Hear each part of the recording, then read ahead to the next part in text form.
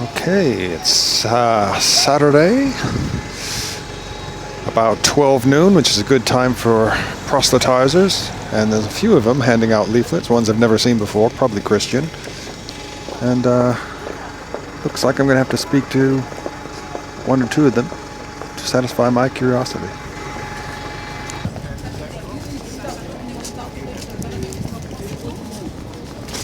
What's that? Some inquire about the Easter message. Oh, okay. So is it a coupon of some sort? Yeah, it's just a little comic that basically just breaks down the message of Easter and Christianity from a Christian perspective. Oh, okay. Yeah, you from a local church? Then? Yeah, so I go to a church that's around the corner. It's called the Redeemed Christian Church of God, and it's like they've got branches all over the UK and across the world. Oh, not in the barn, is it? Yeah, at the barn, yeah. Oh, yeah, so I've seen that. Yeah, okay. So it's what denomination is We're it? Pentecostal and evangelical. All right. So evangelical means you come out Yeah, and come you out and you. Okay. And talk to people. Are you religious at all, sir? Not at the moment. No, I wouldn't say that. I was brought up that way, but I don't really believe in it anymore. Can I ask why? Well, if you don't mind sharing. yes, full-on Christian family, but pretty much when I left home, I just I started to think about it all and say to myself, could this have been something just invented by people, you know? And I came to the conclusion that yes, it was probably all man-made. And have you come from a Christian family yourself? I can assume that you probably read the Bible Yes. and studied it yourself. But Yeah. the reason I have this faith is because I too come from a Christian family. In fact, my dad is the pastor of the church that I go to, so no Okay. escape. And the way I see my faith is that I look at the world around me and I just think, this all can't have been man-made. Just for example, the laws, the way we govern ourselves. A lot of people have the idea that we just came to the laws that we have. We just came as a result of human nature. But I think there's got to be something out there, because if there isn't, then what is the point of this life that we live? There has to be a reason, and I see faith as a reason for having faith. Faith is faith, believing and having this hope in something else. And for me, Christianity is this hope. Okay, because I do speak to a lot of Christians, and they say pretty much what you said, is that you need a purpose or a reason to go on. And I would say, I would consider myself, an agnostic or a humanist. I just believe in what I can see around me, and I do have a purpose, and that is to have, conversations with nice people, like I'm doing now, and to be good to everyone else, to enjoy nature, and to make a good life for myself. But what would you say? What would you say to that? What is your personal purpose? I think that's an admirable purpose. It's a very laudable purpose. But then, where does it come from? This instilled in you this attitude to doing good and this sense of morality that you have. Where does this come from? Yeah. Well, I hear this a lot as well, and I Yeah. don't think it has to come from anything other than our own human nature, because that's the way over time we've evolved. It's not really a good thing to go around killing and lying and all that. Of course, some people still do it. Yes, we still do that. But I think we're getting better, because we know that, it's not a good thing. It harms us. I just think it's something that we've learned. But would you say, so being good, you say that's part of human nature? Because if we go back to the first man, human nature is at the very base, very selfish. We have survival of the fittest interests. We do, that is the base of human nature. Do what best pushes on the speeches and ensures your survival. Would you say this sense of morality and goodness is inherently human nature? Well, you're right in what you're saying, in that genetically we are all sort of out for ourselves or out for the group. That in that sense. But we've been around so long on this earth that I think that we are starting to change and evolve and to realize, it is good to be altruistic, to care about others, to put yourself before other people, which we do see, in charities and things like that. Not all charities are religious, So, is this your sister? Yeah, this is my sister. Oh, look at that. Yeah, and yeah, well, that's my viewpoint. But what would you say? About human nature. Yeah. I say this this goodness, but as a Christian, I believe that this desire to do good and like help others comes from the nature of Jesus Christ and like God that's in us. Because I think humans, like if humans were to follow, if we were to follow our true nature, we would be selfish and only look out for ourselves. But like doing good, and like for example, going in the high street and talking to people about like standing outside on a pretty cold day, like that is Jesus Christ's nature in working through me and like inspiring me to be this good person. I think a lot of people that I've spoken to, like that atheists or agnostic like yourself, one of the things that puts on Christianity is the idea of like how does it differ from, because there are loads of religions and every religion claims to be the truth. But for me, the reason that what makes Christianity so convincing to me is this idea and this person of Jesus Christ. Like, because most religions say that you have to do good and then you will get to heaven. Like, just do pray. Like for example, Islam, like pray 5 times a day and like do certain acts and you get to heaven. Works, as they call works. But then do works to get like a reward. But for me, Christianity just says the opposite. Like with Christianity, we accept the fact that yes, human nature is flawed, but that's okay because Jesus came and like he came down to earth, the Son of God, and he was human like us. And so he knows that we're flawed. And when we admit that we're not perfect, that's when like true salvation will come. And that's, I think for me, that was the decider for me. So everything, what you're influenced by is what you read about Jesus' life. Because I think it's important to live an examined life. So because I have atheist friends and I tell them like in order to freely come to a decision yourself, read the Bible for yourself and see. Because it's one thing to just take it from me, but if you see it for yourself and study it for yourself, and there's so much proof that Jesus actually did exist, and like the character of Jesus was actually a real person. Yeah, he could very well have been. I'm not sure if he is. I mean, he could have been a real person who existed, who was very charismatic and had a lot of good teachings, but wasn't divine, and perhaps that was written in there later, or perhaps he didn't exist at all. Or maybe he did exist and he was a son of God. I don't know. But I mean, it's mind if I I think anyone who tries to tell you that Christianity is 100% true and factual, I think they're wrong, and I would never say that. But that's the whole thing where faith comes in. I'm choosing to believe in this. Oh, so it might not be 100%. Yeah, but that's where faith comes in. I'm choosing to believe that this is true, and I'm hoping, and the hope of heaven, and the hope of being like Jesus to maybe get. But isn't that the same as the kid hoping Santa Claus is real? It's like, I'm choosing to believe it because I want it, but there doesn't seem to be any real 100% evidence that there is true. But I see, for my personal Christian journey, I've seen Jesus working through my life and things like, so I believe in miracles and just the manifestation that I can look at the world and be like, how can this beautiful, wonderful world we live in just be by chance? I'm choosing to have faith. So it's a personal choice. That's what we think. And I've read the Bible. I've examined the evidence myself. I've read the Bible because again, another stereotype we seem to have of like kids that grow up with like pastors and like preachers as fathers. They're like, oh, you're just indoctrinated from an early age. But my parents are very much concerned with me. Look at it. You examine it for yourself, and then you come to your own conclusions. And I've read the Bible many times, and I find it as ample evidence. Like for example, the Gospels. Those are like first-hand accounts from people that were actually there when Jesus was there, and like just the way like they all like say the same things. Are they? Yes, I, as a Christian, I believe that. Yeah. Well, okay, Matthew, Mark, Luke, and John. Okay, right. So you've got the 4 Gospels, right?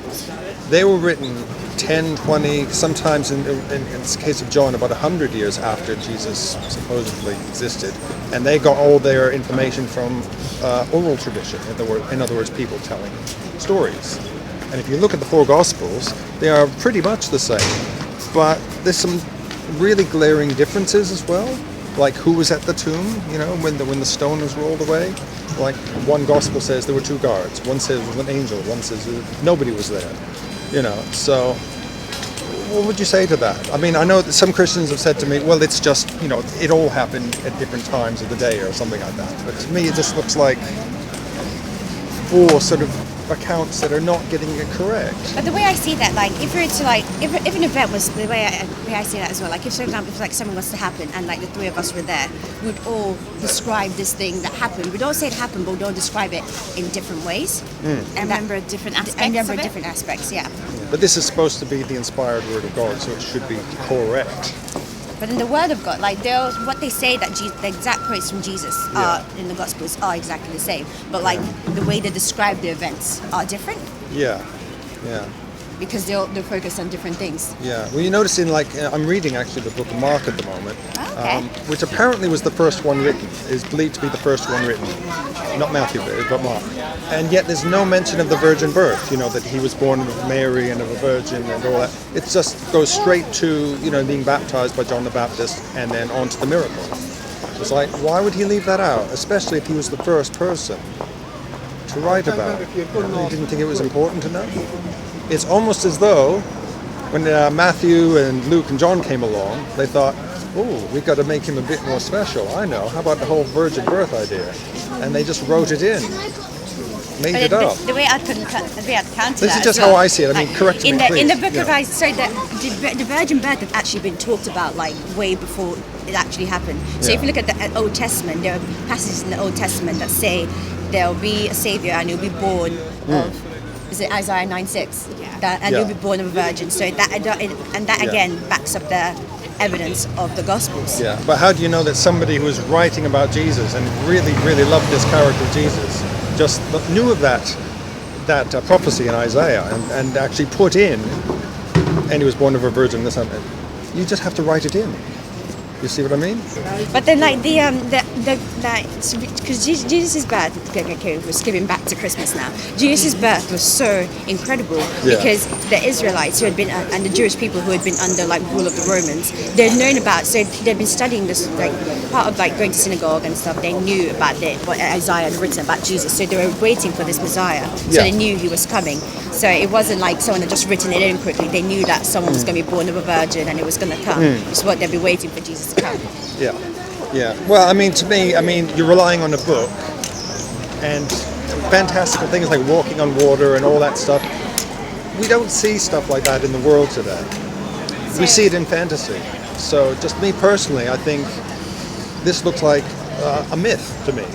There's some truth in it, like some of the countries mentioned. Jerusalem actually existed and all that. But we can do that today. We can have Spider-Man lives in New York, but there's no Spider-Man. But there is in New York. So again, that's where the idea of faith comes in again. Like there's so many things. Like there's evidence there, but then it comes a point where you have to make this leap of belief for yourself. Yeah. And, do you think that's a good thing? Well, I think faith can be applied to a lot of things in this life. For example, like I've never been to like outer space, but like there's accounts of people who have, and then I choose to have faith and say, it's true, like space exists. Well, we know they have because we can see the footage that they did. We can see the rockets. You can say the same with the Bible. Some of them are still alive. It's more easy to verify that than something that happened 2,000 years ago in the middle of the desert somewhere. I think it's just in terms of things to believe, some things are easier. Do you agree with me when I say some things are easier to believe than others? I don't know. I don't know if I like to believe in anything. You see, that just means just taking a leap, as you said. I mean, there has to be some evidence. There must have been, like, for you, a prophecy or a miracle, something you've seen in your church that makes you think, must be. I think for me, it's just like sometimes praying for stuff and then if it happens, then I believe that this was God's hand and God's like something out of. Well, I'll use a personal example for me. I applied to university. I got rejections from all the universities and medical schools I applied to, and I was going to take a gap year. That was done. Okay. Results day, I got my results, and I got a call from one of the universities who had rejected me, telling me that I know we said you didn't have space, but would you like to start September in medical school? That is unheard of, especially with the grades I got as well. I shouldn't have got in. But I did, and I personally believe that was hand of God, because I had moments of my fate went after I didn't get into medical school. I was like, I've always believed all my life that God's plan was for me to be a doctor, and that didn't happen. I was like, okay, well, what am I going to do in my life now? I was going to a very hard time, and then I just got this offer from nowhere, and I was like, okay, maybe this is still God telling me that, okay, you're still on this path to become a doctor. And for me, that was one example of a personal reaffirmation. So why do you think God didn't answer it the first time? Because I think I needed to, the period between me getting rejected and then between me actually getting an offer, I had such a moments, like a time of inner reflection, and I think it was good for me because I've cruised through school my whole life. Like, I'm going to get this. I've always been like, everything's going to happen to me. I'm going to get it. I'm going to become a doctor. It was going to be an easy path. And I think I needed to kind of get over myself because I was quite, I would say, looking back, I was quite proud and a bit too overconfident and boastful about my ability. I think I needed to be brought down to earth for a bit to then be like, okay, now I'm at uni and I am so grateful for my place. Not a day goes by, like, I'm so happy to be here. Well, I would say that you did that all yourself because you're a smart person and you're attributing it to a God, which a lot of people do.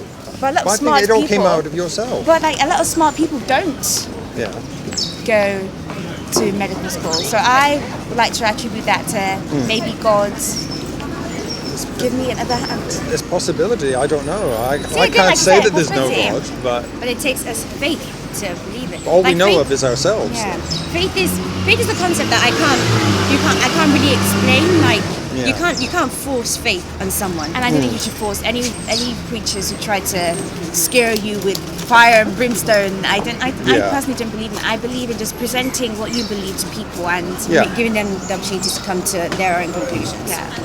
Always a choice. There's always a choice. If they didn't have a choice, God would make us all believe in Him like forcefully. There would be what would be the point of having But there free is will? the threat of hell, though, isn't there? Which is kind of like saying, believe or else, almost like a gun to your head. So how I see hell and heaven to be. So Christians believe that heaven is where God is and hell is where God isn't, put in simple terms. And if you, in your life, choose not to be a Christian, choose not to believe in God, in your death, God honors this, because if you don't believe in God, where would you want to be in heaven, where He is after life? Presumably, if you've been told about it, like you're telling me, just say I've never heard the message at all, and I reject it, then I would not get to go to heaven. But just say if I was part of a tribe in the middle of South America who are just very insular, don't know anything except the trees around them.